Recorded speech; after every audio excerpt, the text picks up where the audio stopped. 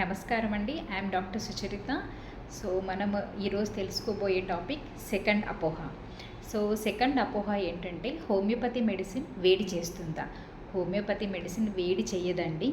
అంటే చాలామంది ayurvedic medicine use చేస్తే వేడి చేస్తుంది కాబట్టి కొన్ని వాళ్ళ ఔషధాలకు కొన్ని ఒంట్లో వేడి చేసే అవకాశం ఉంటుంది. దానికి సంబంధించిన వాళ్ళు ఫుడ్ రిస్ట్రిక్షన్స్ కూడా చెప్తారు.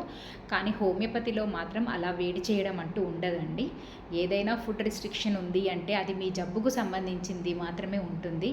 ఎగ్జాంపుల్, మీకు డయాబెటిక్ కండిషన్లో మన కార్బోహైడ్రేట్ డైట్ తినకుండా ఉండడము, సో అలా అలర్జీ కండిషన్ ఉన్న వాళ్ళకి సో పులుపు కానీ సోర్ థింగ్స్ ఇలాంటివి తినకుండా ఉండడము, సో ఇలాంటివి మాత్రమే ఉంటాయి. స్పెసిఫిక్గా హోమియోపతిలో ఏముంటుందంటే మనకి ఉల్లిపాయలు, వెల్లుల్లిలు డైరెక్ట్ తినద్దండి. ఎందుకంటే మీరు ఒకసారి తిని చూసినప్పుడు గమనించండి, వాటి స్మెల్ చాలా స్ట్రాంగ్గా నోట్లోనే చాలాసేపు ఉంటుంది. దానివల్ల మన హోమియోపతి మెడిసిన్ నోట్లో మనం చప్పరిచ్చి తింటాం.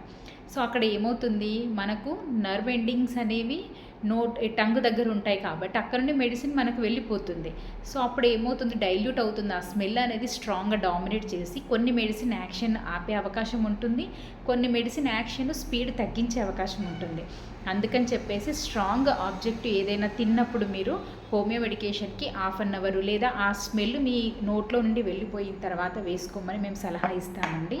కాబట్టి హోమియో మెడిసిన్ మాత్రము మీకు వేడి చెయ్యదు, వేడి చేసే ప్రసక్తి అసలు లేదండి. ఆ అపోహ నుండి అందరూ బయటికి వచ్చి మాకు పడదు, మాకు వేడి చేస్తుంది అని మాత్రం హోమియో మెడిసిన్లో లేదు. మీకు ఇంకా ఏమైనా డౌట్స్ ఉంటే మీరు డాక్టర్ని కన్సల్ట్ అయ్యి మీరు క్లారిఫై చేసుకోండి.